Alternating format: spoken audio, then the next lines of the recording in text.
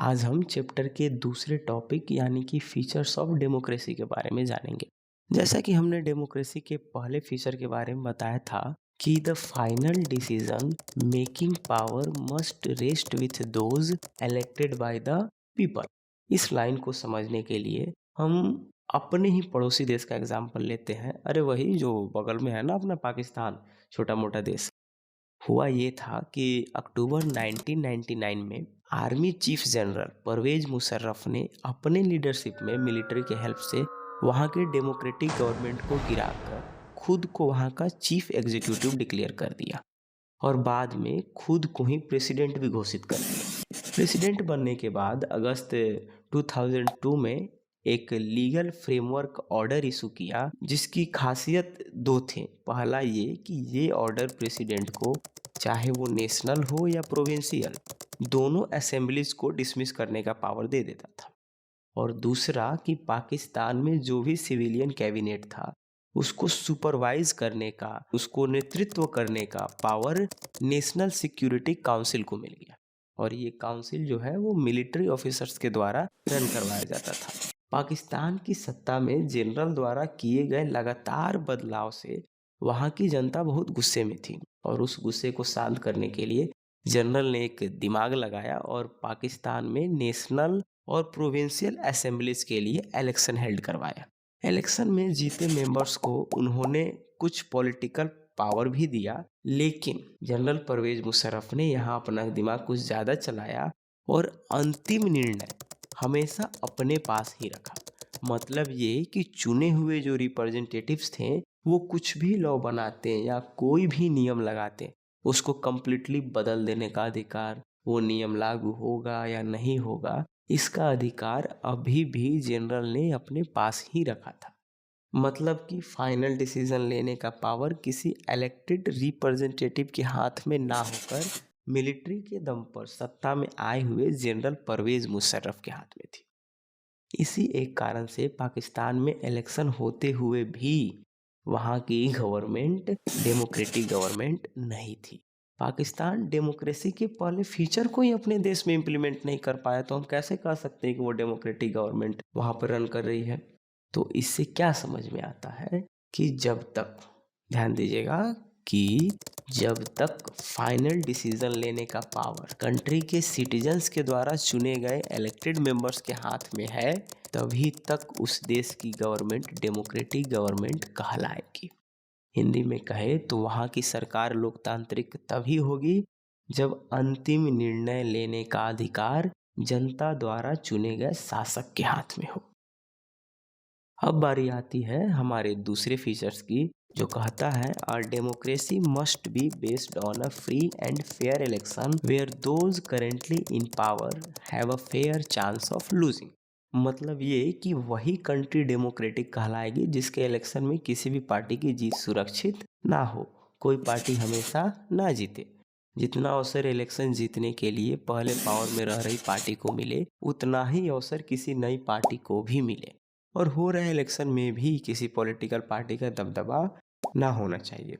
मतलब ये कि इलेक्शन करवाने वाली संस्था किसी भी तरह के दबाव में नहीं होनी चाहिए, किसी पार्टी का उस पर कोई कंट्रोल नहीं होना चाहिए। और ये तभी पॉसिबल है जब इलेक्शन करवाने वाली संस्था की पावर लोकतंत्र में इलेक्शन के समय सबसे ज़्यादा हो, ताकि वो इलेक्शन को निष्पक्ष और बिना किसी इंटरफेरेंस के करा सके।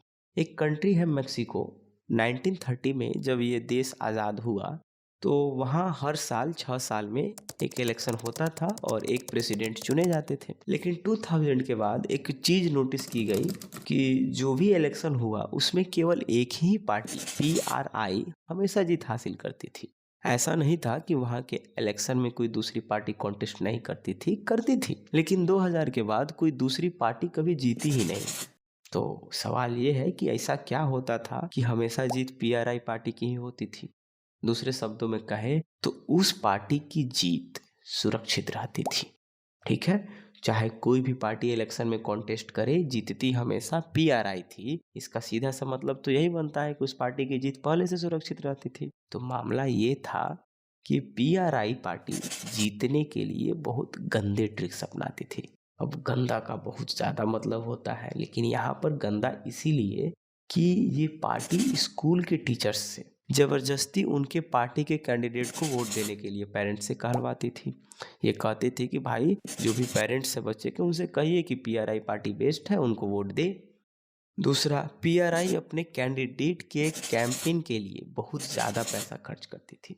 यहाँ तक कि इसने मीडिया तक को भी कंट्रोल करके रखा था। मीडिया वही दिखाती थी जो ये पार्टी चाहती थी। यानी मीडिया अपोजिशन पार्टी के किए गए हर काम को इग्नोर करके केवल इस बात पे जनता को फोकस करवाती थी कि पीआरआई पार्टी कितनी अच्छी है। अभी पीआरआई पार्टी की करतूतें यहीं नहीं रुकी। कभी कभी ये पार्टी पोलिंग बूथ को ही चेंज करवा देती थी, वो भी इलेक्शन के लास्ट मिनट। मतलब लोगों को मालूम ही नहीं होता था कि वोट कहाँ डाला जा रहा है।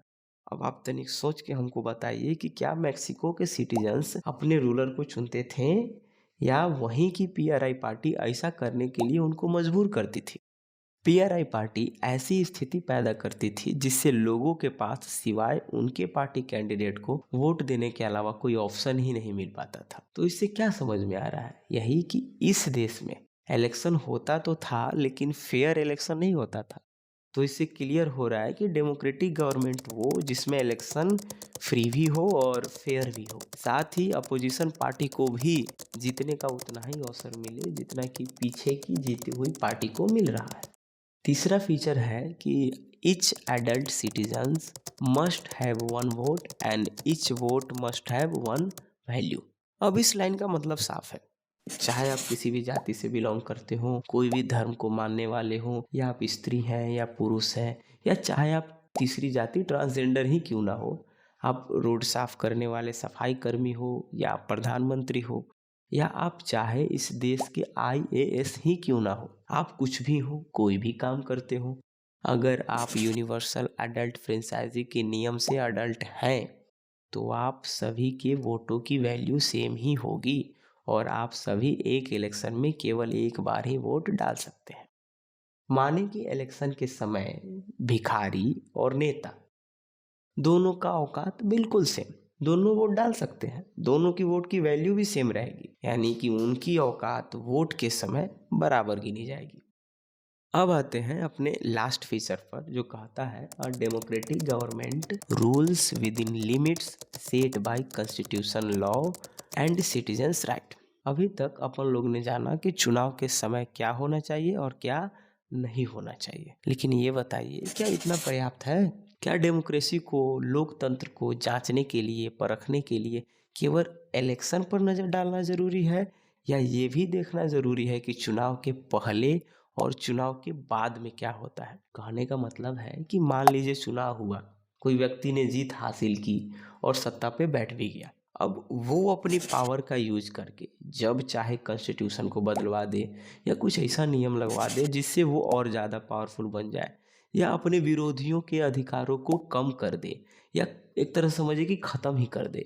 या ये भी तो हो सकता है कि वो अपने खिलाफ उठने वाली आवाज़ों को दबा दे, अपने विरोधियों को अलग अलग विधि से परेशान करे, और इस सब को करने के बाद उसे सत्ता से हटाए जाने का भय भी ना हो, कोई उसे आदेश देने वाला भी ना हो। तो क्या तब भी आप कह सकते हैं कि वो व्यक्ति डेमोक्रेटिक कहलाने योग्य है? क्या तब भी ऐसी गवर्नमेंट एक डेमोक्रेटिक गवर्नमेंट है? क्या लगता है आपको? इसीलिए एक गवर्नमेंट को डेमोक्रेटिक कहलाने के लिए सिटीजन्स के कुछ फंडामेंटल राइट्स, उनके बुनियादी अधिकारों का आदर करना चाहिए। उनको सोचने की, अपनी राय बनाने की, सभी के समक्ष अपने विचारों को व्यक्त करने की, गवर्नमेंट के अगेंस्ट बोलने की जब वो गलत हो, जाहिर सी बात है, इवन पॉलिटिकल एक्टिविटीज करने की या उसमें हिस्सा लेने की स्वतंत्रता होनी चाहिए। और इन सब के अधिकारों के रक्षा के लिए एक इंडिपेंडेंट जुडिशरी सिस्टम होना चाहिए, एक निष्पक्ष स्वतंत्र न्यायपालिका होना चाहिए जिसके आदेशों का पालन सब लोग करते हो, तब जाकर वो गवर्नमेंट डेमोक्रेटिक कहला पाएगी। इन शॉर्ट, कोई भी कानून से ऊपर नहीं है, चाहे ही वो खुद सरकार ही क्यों ना हो। सभी को कानून के दायरे में ही रहकर काम करना होगा। आशा है कि आप इन फीचर्स को बेहतर ढंग से समझ गए होंगे। इसलिए आज के इस प्रवचन का कोटा यहीं समाप्त करते हैं। अगले प्रवचन में हम डेमोक्रेसी ही क्यों चुनना ज़रूरी है इस बारे में समझेंगे। धन्यवाद।